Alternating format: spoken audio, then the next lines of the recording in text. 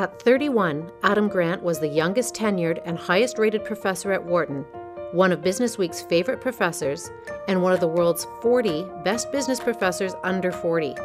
Within 7 years of achieving his PhD, he had published more papers in organizational psychology, the study of workplace dynamics, than colleagues who had won Lifetime Achievement Awards. When organizations like Google, NFL, the U.S. Army and Navy, and the United Nations want to figure out how to get the most out of their employees, and when people want to figure out how to get the most out of their jobs, it is Grant who has the answers. He is the author of Give and Take, a New York Times and Wall Street Journal best-selling book offering a revolutionary approach to success. Combining a decade of cutting-edge research with fascinating stories, the book opens up a fresh way of thinking about success and illuminates new choices people can make to achieve it. We sat down with him to talk about how his ideas can apply to pharma to help us make change for better outcomes.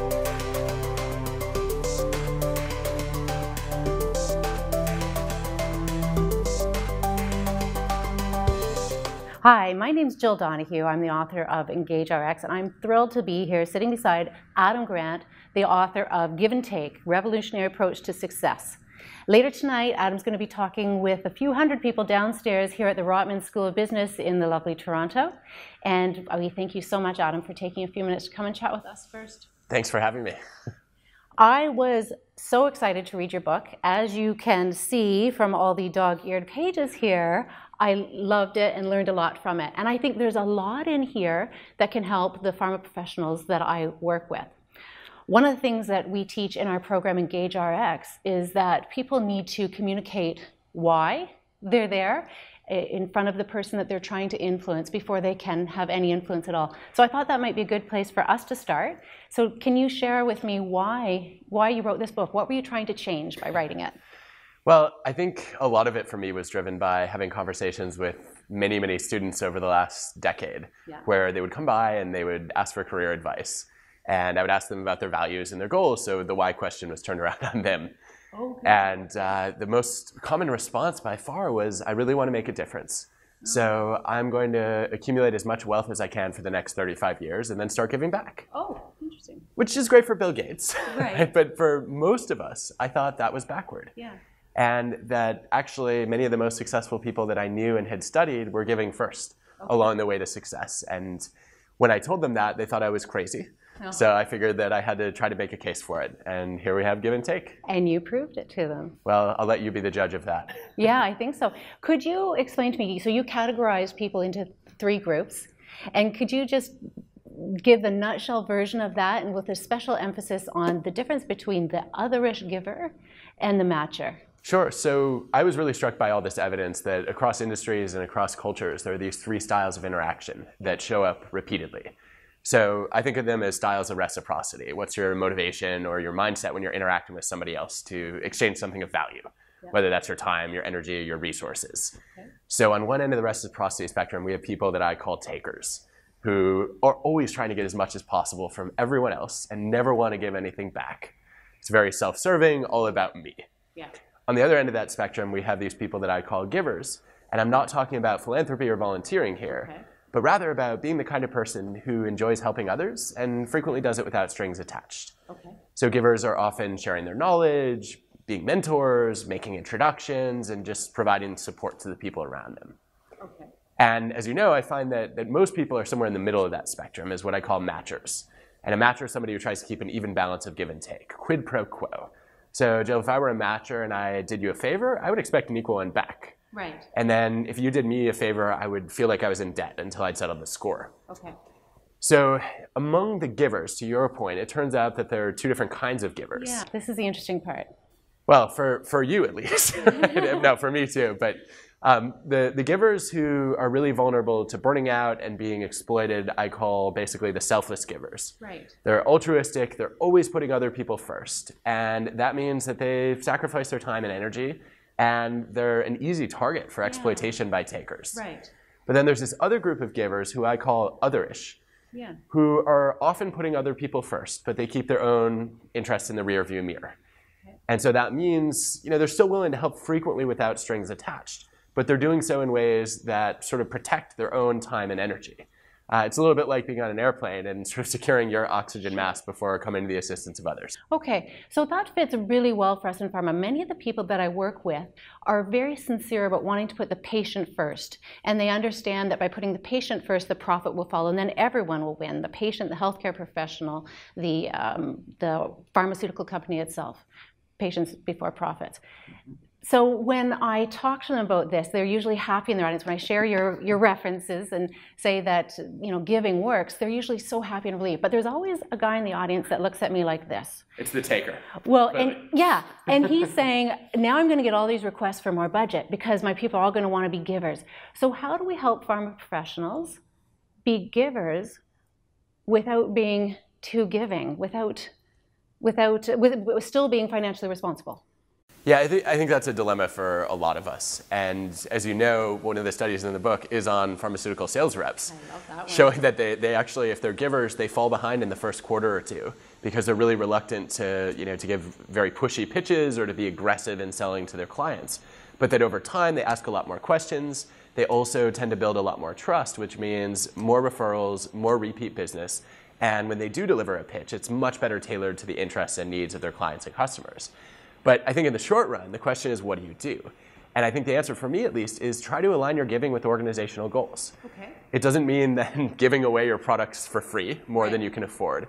It means thinking about, okay, what are the ways that we can share knowledge that would actually help out our customers? Yes. What are maybe some of the introductions that we can make if we sort of sit in the middle of maybe two groups of people who could benefit from knowing each other but currently don't? How can we connect the dots and build that bridge?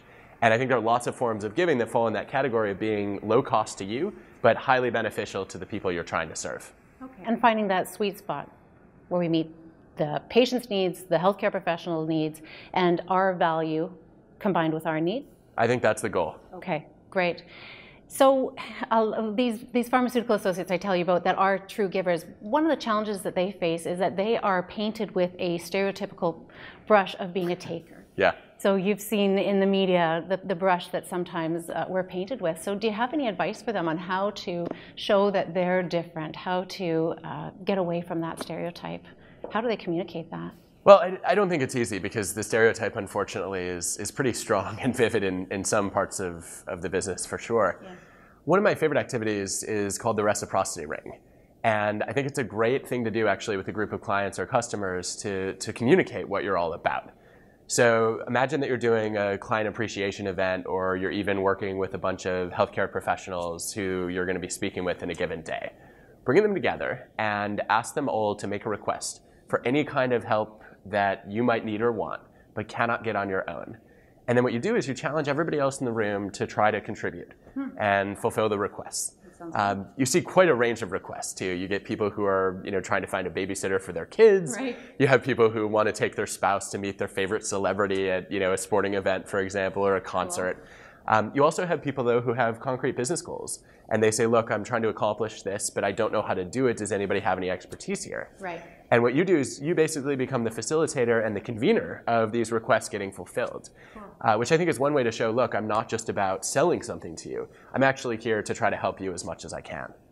Awesome. Great. Great idea. Thanks. That sounds like a fun night. It's been a lot of fun. And actually, there are some examples that have been done with pharmaceutical companies where even people from competing firms step up to help each other. Wow. And they realize that these kinds of requests are not always zero-sum. Right. And so, my ability to make an ask doesn't then jeopardize my ability to solve another problem that I have. Right. Because if everybody walks in with the mindset of giving, then we often can find ways to help each other out and make everybody better off. So Adam, what would you say would be the recipe or the mindset or even the behavior that a pharmaceutical professional should take to be a successful giver? Well, I think the first step, obviously, is to figure out how can I serve patients. And trying to figure out what needs patients have that you can best address, I think, is the hallmark of a giver in the pharmaceutical industry. Then I think I would say, let's look internally and ask, okay, how can you best contribute to your colleagues? What's interesting is the starting point for that is just going around trying to keep track of what other people need and trying to figure out basically where other people's challenges or problems or goals might align with places where you feel you have some distinctive skills or expertise, right. And then trying to engage in a form of arbitrage, right, where you're trying to figure out where's the biggest gap between what other people are really trying to achieve and what I can provide. and then let me contribute where I can have the most unique impact. And one of the things I struggle with is the difference between the otherish giver and the matcher. Is it all about the intention? The intention is part of it. It's actually a huge part of it. So if I'm a matcher, I am going to expect something back every time I help each person. Whereas if I'm an otherish giver, I'm not going to worry about what I'm getting back from each of those people. Yeah. I'm just careful to set some boundaries and make sure that as I try to give with no strings attached, I'm not burning myself out, I'm not getting maybe exploited or taken advantage of by takers, and I'm really blocking out time to get my own work done and creating separate windows to try to be helpful. Okay, so as we're helping the healthcare professional treat the patient, we're helping them in our therapeutic area, where our expertise, where we have that best, not in other areas, for example. That, according to the evidence, I think is the safest way to go. So in a few minutes, you're going to be going downstairs and talking to a few hundred people. I brought some of my pharmaceutical colleagues with me. If there was just one thing that you hope that they remember from your talk tonight, what would it be? Oh, gosh. Boiling it down to one is so hard. I would say, let me give you two, and you can choose which one is more powerful. So you can go three if you want. I'll give you that. I'll probably run out after two. But I think the first takeaway is to say, look, successful givers are flexible in their styles. So it really doesn't mean giving in every situation or to every person. It means trying to add value wherever you can, but really making sure that you don't jeopardize your own ambitions and your own accomplishments along the way. And I think that really leads into the second point, which is my favorite takeaway from the research I did for the book is the idea of the 5-minute favor. This comes from, as you know, Adam Rifkin, this incredible serial entrepreneur who's lived his life just trying to make the people around him better off. And Adam says, look, you don't have to be Gandhi, you don't have to be Mother Teresa. And in fact, that's not sustainable for most of us. Yeah. What you should do if you want to add a little bit more giving into your life is find ways of helping others that are high value to them but low cost to you. Introductions are a great example of that. Writing recommendation letters for people who have done something extraordinary but been invisible. Mm-hmm. Even a thank you note to somebody's boss, I think is a really powerful way to recognize them. And so I think we could all probably afford to do a few more 5-minute favors every week. That's awesome. And also in our business, it's not just doing the favors for our partners, the healthcare professionals, but for each other within the organization, right? When your organization lives that, then it just gets better and better. I think that's true, and we even have data to prove it. Yeah, absolutely. You have data for everything. That's my job. Thank you so much, Adam. So looking forward to hearing you speak tonight and waiting for your next book and your next research project. Thank you for being a giver. Thank you.